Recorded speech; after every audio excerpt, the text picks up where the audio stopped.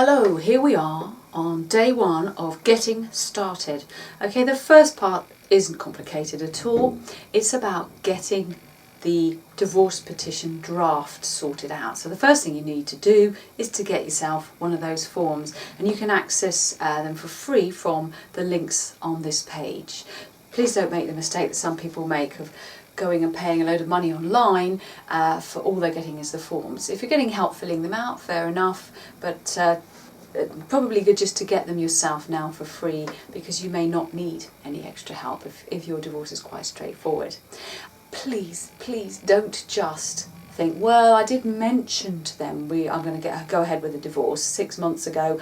I'll just get the petition and I'll fill in the draft and I'll send it off to them, and so they can just see what, that isn't happening.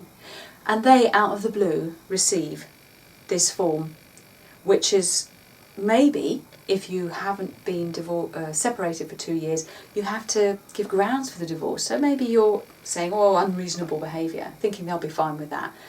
And that can be a bit of a shock. And so right at the beginning, this is a big mistake that a lot of people make. So the most important thing to do, where possible, is to sit down with a cup of tea, ideally with your soon-to-be ex, and say, right, here's the draft petition, and kind of do it together, really. Either one of you has to be the petitioner and the other person is the respondent, the person receiving the divorce petition. And you need to ideally decide between you who's going to be which, and who's going to take responsibility for actually issuing the divorce petition.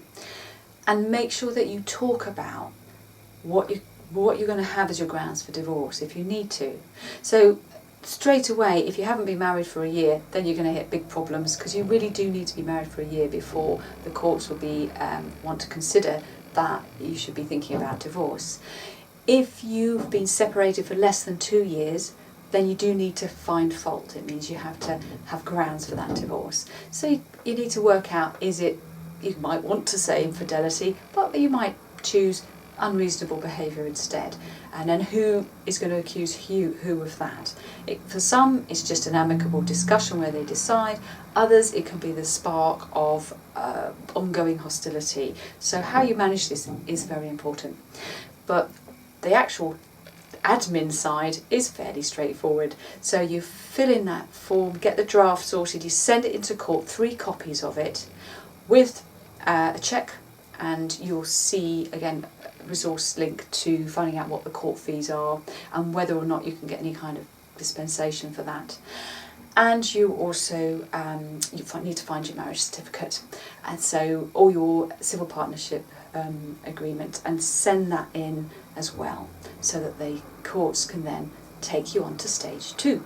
So the next stage, that's where there can be a few hiccups sometimes, but we'll talk about when we get there.